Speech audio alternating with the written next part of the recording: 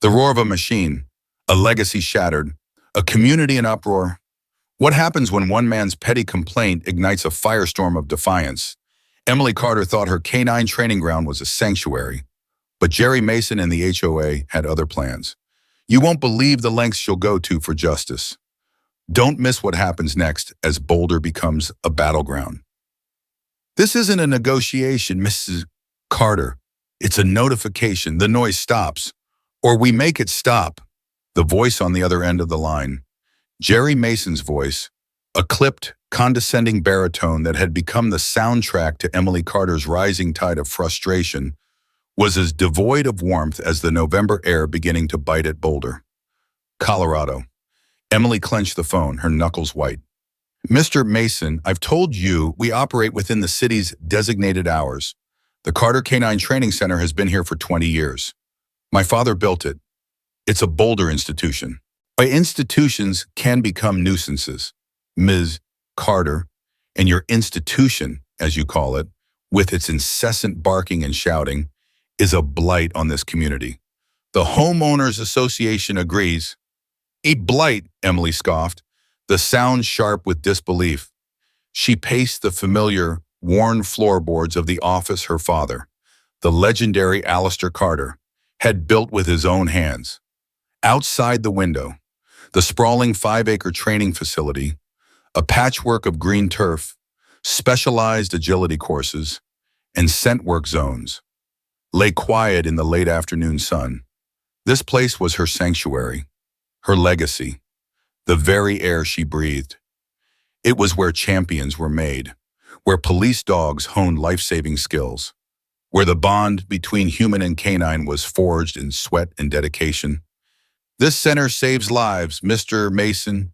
The dogs we train here protect your community. Protect it from what? In excess of peace and quiet. Mason's dry chuckle grated. The HOA has received numerous complaints. This is your final warning. We're prepared to take action. The line went dead, leaving Emily seething, the dial tone a mocking hum in her ear. 2014 had started with such promise for Emily. At 31, she was in her prime, a respected canine trainer in her own right, successfully carrying the torch passed down by her ailing father. Alistair, a titan in the world of police and military canine training, had reluctantly stepped back due to failing health, leaving Emily to manage the sprawling Boulder facility. It was a responsibility she cherished, pouring her heart and soul into maintaining its reputation for excellence. Her top dog, a magnificent Belgian Malinois named Aries, was on the cusp of national championship glory, a testament to her skill and dedication. The trouble had begun subtly, a few months after the new HOA board was elected, with Jerry Mason as its most vocal and officious member. Mason, a retiree of 47 with too much time on his hands and a residence bordering the training facility's eastern fence, had quickly made the Carter Canine Training Center his personal crusade. First, it was notes left on the gate about excessive barking. Then came the formal letters, citing obscure HOA bylaws that Emily was certain didn't even apply to her commercially zoned property. She'd tried to be reasonable, meeting with Mason and other HOA representatives, explaining the nature of their work, the controlled training schedules, even offering to plant a denser sound buffering tree line. Her efforts were met with thinly veiled disdain and an unyielding insistence that the noise pollution cease. Emily knew Mason was a bully, a man who derived satisfaction from wielding petty power. What she hadn't anticipated was the extent of his influence over the HOA, or the insidious campaign he was waging against the center.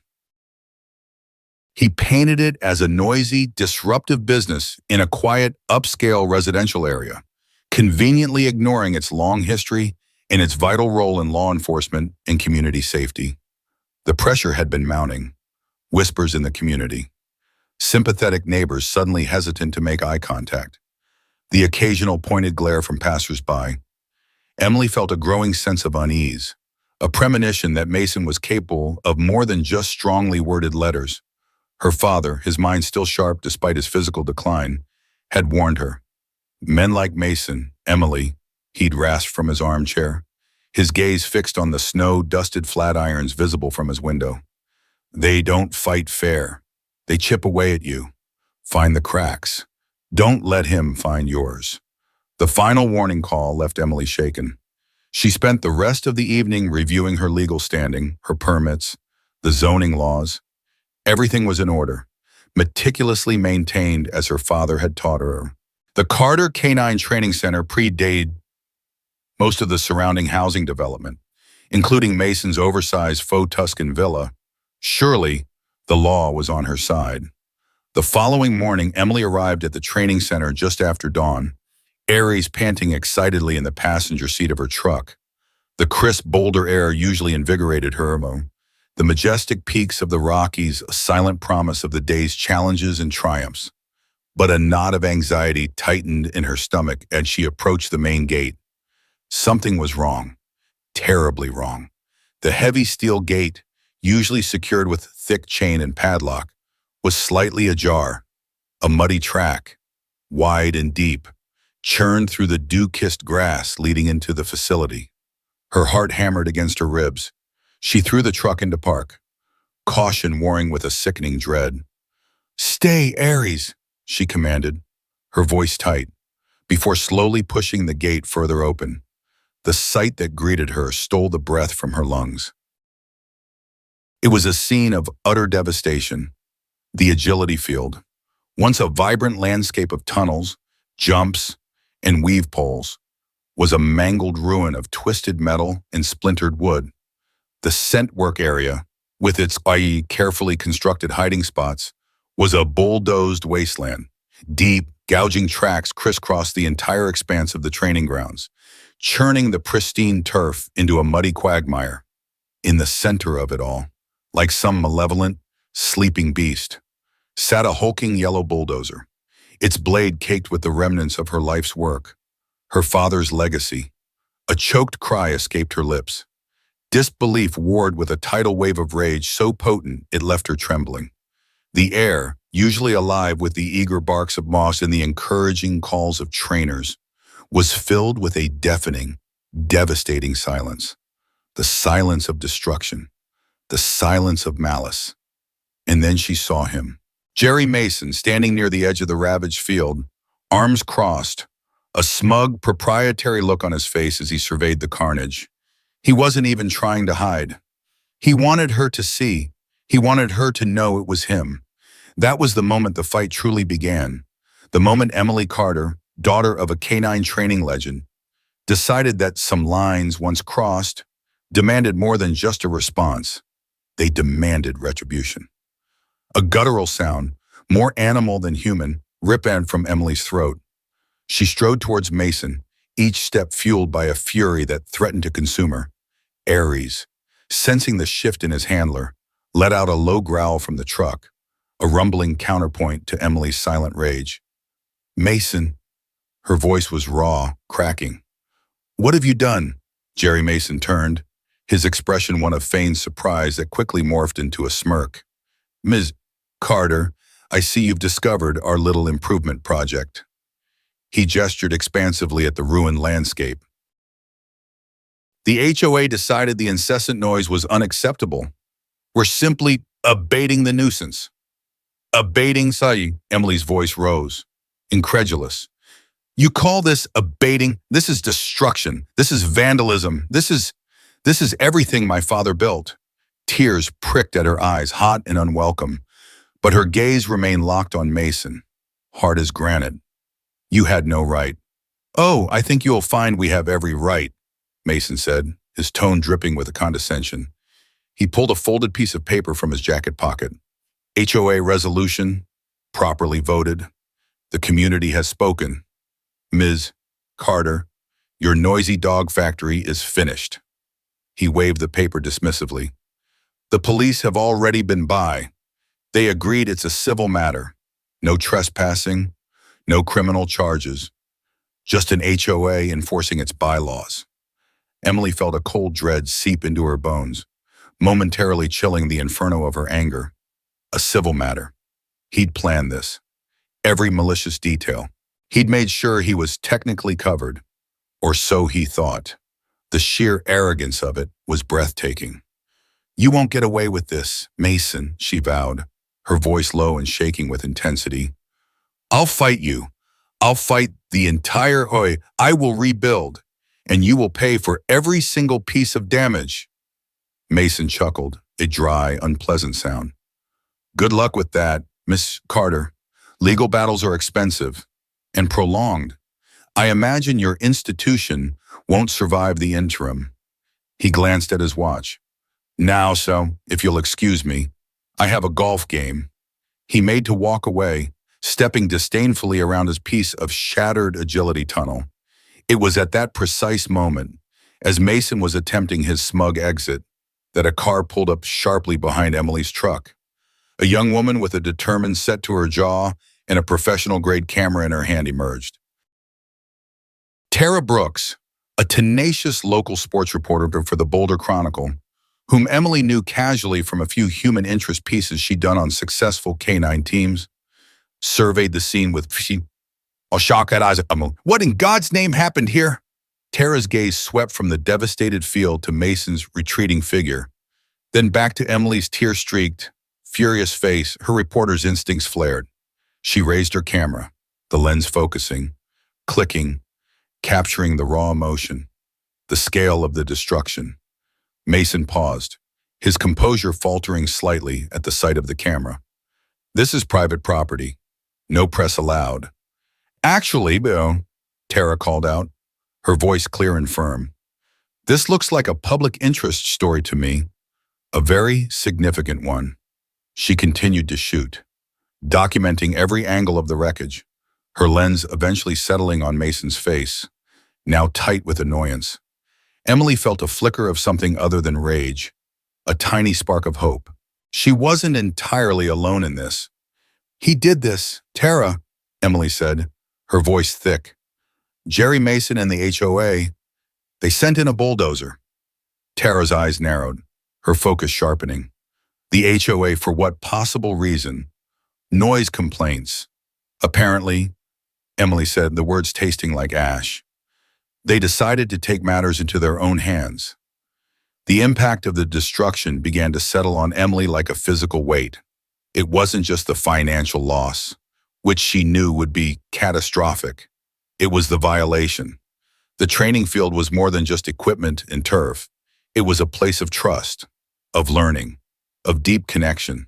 It was where time, often discarded or misunderstood, found purpose. It was where handlers learned to communicate in a language beyond words. Now, it was a monument to one man's petty vendetta. Her thoughts flew to Aries, still waiting in the truck, his powerful body thrumming with energy he wouldn't be able to expend today, or any day soon, on his familiar grounds.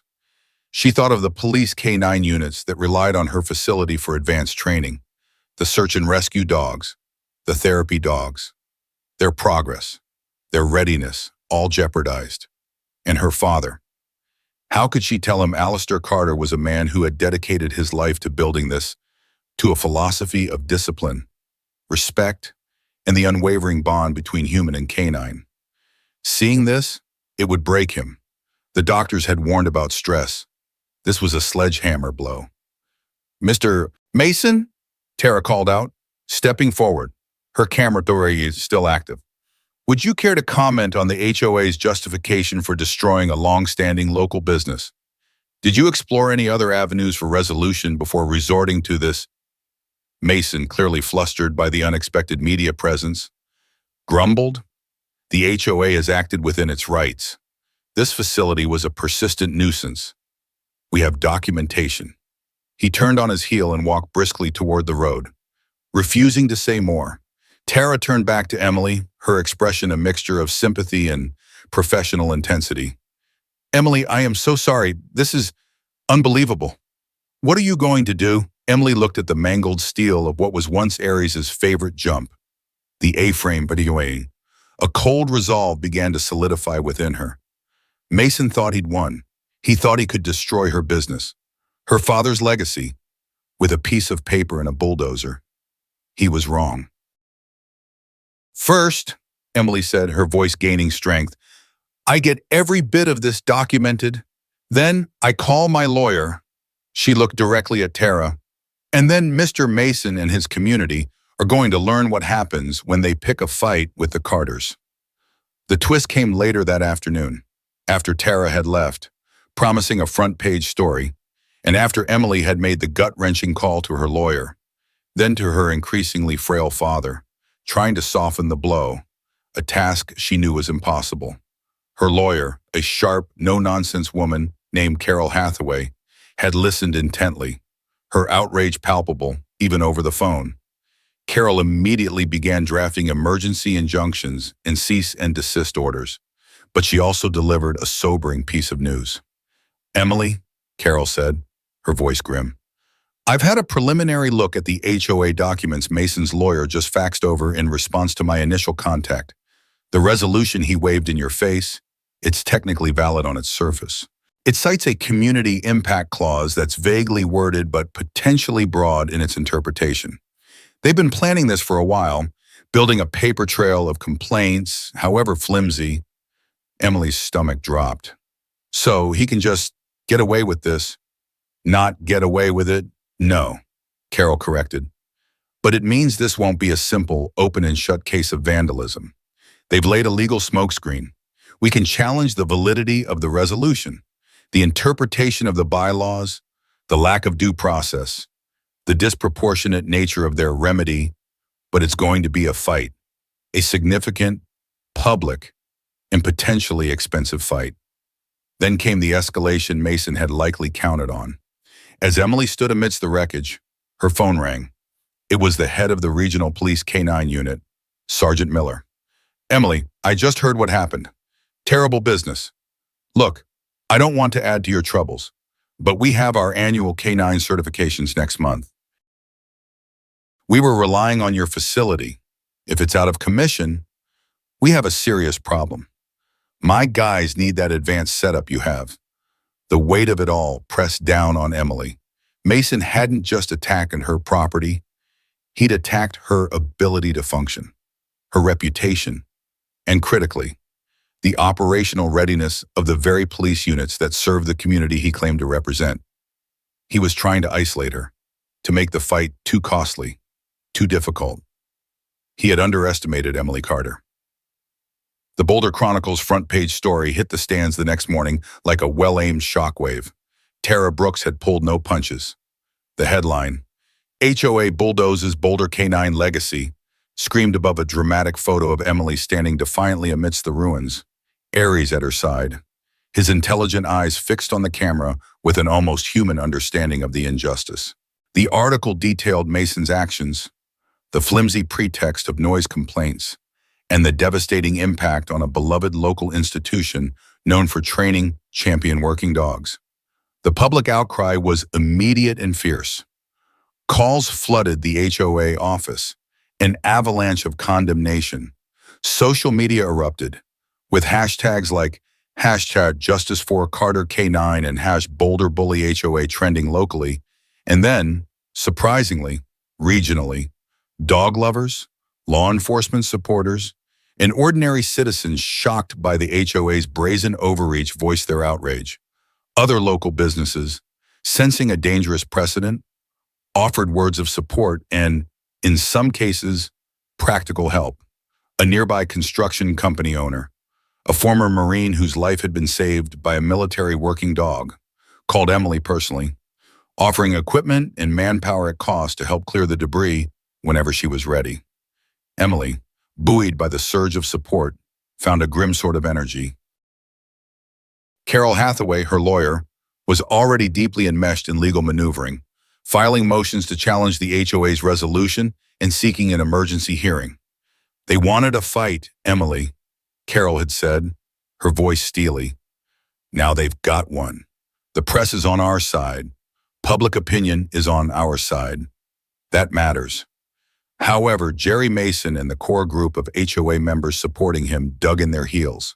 They issued a defensive statement, reiterating their claims of persistent noise violations and accusing Emily of orchestrating a media circus to deflect from her own alleged noncompliance.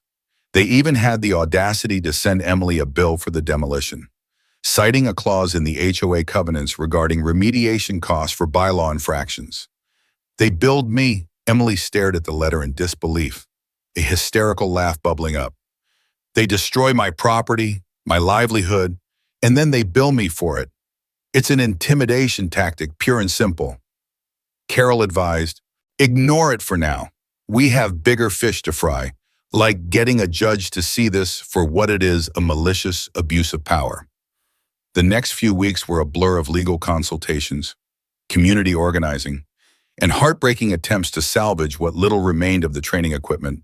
Emily, with the help of loyal clients and friends, began the arduous task of clearing the wreckage. Each twisted piece of metal, each splintered plank of wood was a fresh stab of pain, a reminder of Mason's arrogance. A revelation emerged during the discovery process for the lawsuit. Carol's diligent investigation unearthed HOA meeting minutes that were far more revealing than Mason had likely intended. While the official records were sanitized, Carol found an anonymous source within the HOA, a disgruntled board member who had opposed Mason's vendetta from the start, willing to leak earlier, unedited drafts. These drafts painted a clear picture of Mason's personal animosity towards the Carter family. Dating back years to a zoning dispute Alistair Carter had won against a commercial development Mason had championed. The noise complaints were a recent fabrication, a convenient excuse. Mason's motive was revenge, cloaked in the petty tyranny of HOA regulations. This changes things, Emily, boy, Carol said, a note of triumph in her voice. This isn't just about bylaws anymore. This is about malicious intent. We can prove a personal vendetta. That significantly weakens their community impact defense. Armed with this new evidence, Emily felt a shift in the power dynamic. Mason was no longer just an overzealous HOA official. He was a man with a vendetta, exposed. She decided to take the fight beyond the courtroom and the newspapers. She reached out to the wider canine community, trainers, breeders, handlers, and enthusiasts across the country. She shared her story, the evidence of Mason's malice, and the devastating impact on her ability to train vital working dogs. The response was overwhelming. National canine organizations issued statements of support. Prominent trainers offered to host fundraising seminars. A GoFundMe page, set up by a coalition of canine clubs, quickly gained traction. Donations pouring in from people who understood the value of places like the Carter Canine Training Center. Tara Brooks continued her coverage, her articles now syndicated to larger news outlets, turning Emily's local struggle into a national symbol of a small business owner fighting against bureaucratic bullying. Emily, initially hesitant to be so public with her struggle, found herself becoming face of this resistance. She gave interviews, her voice clear and strong, detailing not just the destruction, but the legacy of her father's work, the importance of canines in society, and her unwavering determination to rebuild. She spoke of Aries, her champion Malinois, whose intense training schedule was now in disarray, his bright spirit dulled by the lack of his familiar working environment. She highlighted his show record, his numerous wins, his potential, all now under threat due to Mason's actions. Publicizing Aries' achievements put a tangible, champion face to the abstract canine training that had been destroyed. The pressure on the HOA intensified. Sponsors of HOA community events began to pull out.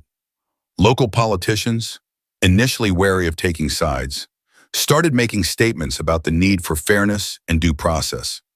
Even some of Mason's initial supporters on the HOA board began to waver, unnerved by the relentless negative publicity and the mounting evidence of Mason's personal agenda. The cracks Alistair Carter had warned Emily about were appearing, not in her resolve, but in Mason's carefully constructed facade. One crisp afternoon, as Emily was sifting through the remains of a scent detection wall, her phone rang. It was Sergeant Miller from the police K-9 unit. "Emily," he said, his voice considerably warmer than their last conversation. "I've been following in the news. What Mason did, it's an outrage. Listen, the chief read Tara Brooks' latest piece, the one about Mason's old grudge against your dad. He's not happy.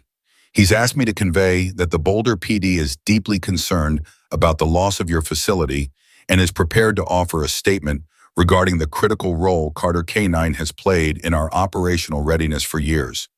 We'll also be sending a letter to the judge overseeing your case. Emily closed her eyes, a profound sense of relief washing over her. The police department, the very institution Mason claimed to be indirectly serving by quieting the neighborhood, was now publicly siding with her. The hidden truth of Mason's vendetta, once revealed, was shifting the ground beneath everyone's feet. The fight was far from over, but for the first time since seeing that yellow bulldozer, Emily Carter felt the tide decisively turning in her favor. The courtroom in Boulder was packed. Media filled the back rows. Local citizens and K9 supporters lined the benches, and at the plaintiff's table sat Emily Carter, composed and resolute, with Carol Hathaway by her side. Across the aisle, Jerry Mason looked diminished, his usual smugness replaced by a hunted expression. The HOA's lawyer, a man with a perpetually worried frown, shuffled papers nervously. The judge, a stern-faced woman known for her sharp intellect and no-nonsense approach, had reviewed the mountain of evidence Tara Brooks's damning articles, the leaked HOA minutes exposing Mason's vendetta, letters of support from national K9 organizations, the Boulder PD's official statement on the critical importance of the Carter K9 Training Center, and the financial records detailing Aries' championship career and the income generated from his wins and breeding potential, now jeopardized. Most compellingly, Carol had presented expert testimony on the unique nature of the training facility, the years of specialized development that had gone into its design, and the irreplaceable loss its destruction represented, not just financially, but to the broader K9 and law enforcement communities. Mason's defense crumbled under scrutiny.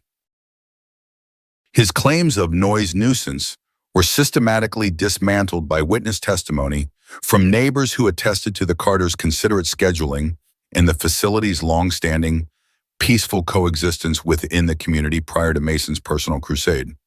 The HOA's attempts to justify the demolition as a legitimate exercise of bylaw enforcement appeared increasingly flimsy, even vindictive, in the face of evidence of Mason's long-held grudge. The turning point came when Carol Hathaway cross-examined Jerry Mason. Under her relentless, precise questioning, Mason's carefully constructed veneer of a concerned community member acting on behalf of the HOA shattered. He became flustered, contradicted himself, and when presented with the unedited HOA minutes detailing his derogatory comments about Alistair Carter and his vow to deal with the Carter problem, his composure finally broke. His face flushed, his voice rising in an uncontrolled outburst. He was arrogant. Mason spat, pointing a shaking finger towards Emily. His father was arrogant. They thought they were above everyone, above the rules. That dog factory was a menace, and I did what needed to be done. A shocked silence fell over the courtroom, broken only by the frantic whispers of the HOA's lawyer trying to silence his client. The judge's expression was glacial.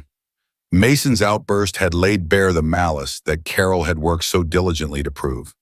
The verdict, when it came, was decisive and unequivocal. The judge found comprehensively in favor of Emily Carter. The HOA's resolution authorizing the demolition was deemed invalid, an abuse of power fueled by personal animosity rather than legitimate community concern. The destruction of the Carter K9 Training Center was ruled a deliberate act of vandalism and malicious damage to property. The judge ordered the HOA to pay full restitution for the complete reconstruction of the training facility to its former state, if not better. Furthermore, they were to cover Emily's legal fees and pay significant punitive damages for the malicious nature of their actions and the emotional distress caused. Jerry Mason, singled out for his primary role in instigating and orchestrating the destruction, was held personally liable for a substantial portion of these punitive damages, a blow that visibly staggered him. A wave of elation swept through Emily's supporters. Tears streamed down Emily's face as she hugged Carol, the immense weight of the past months finally lifting. Justice, hard-fought and dearly won, had prevailed. In the aftermath, the HOA was in disarray. Several board members, including those who had blindly followed Mason's lead, resigned in disgrace. The financial burden of the judgment forced the HOA to levy a hefty special assessment on its members, leading to further internal recriminations and Mason's complete ostracization from the community he had claimed to represent. His attempt to wield power had resulted in his own ruin. Reconstruction of the Carter Canine Training Center began almost immediately, funded by the settlement and bolstered by the continued outpouring of community support and the GoFundMe donations. The construction company owner, who had offered his help, made good on his promise, his team working efficiently and with a clear sense of purpose.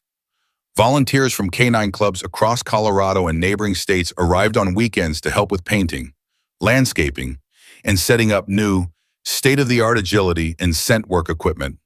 Emily, no longer just a trainer but a symbol of resilience, oversaw every detail, ensuring the new facility would not only honor her father's legacy but also incorporate improvements learned from years of experience. Aries, his champion spirit rekindled, surveyed his new, improved domain with evident approval, his powerful barks once again echoing across the grounds, a sound of triumph, not nuisance.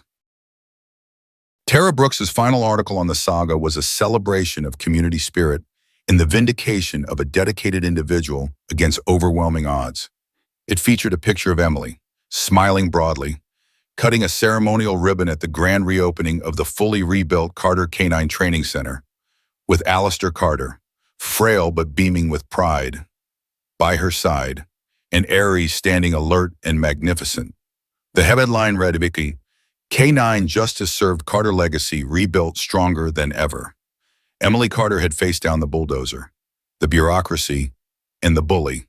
She had not only reclaimed her father's legacy and her own livelihood, but had also forged an even stronger bond with her community and the wider canine world.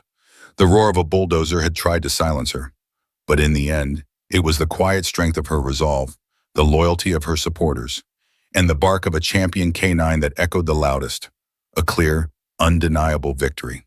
Emily Carter's unwavering spirit and the power of a united community turned a malicious act of destruction into a resounding victory for justice.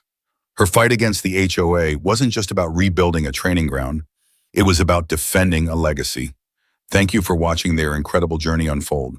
Please subscribe, like, and comment below with your thoughts on this powerful story of resilience.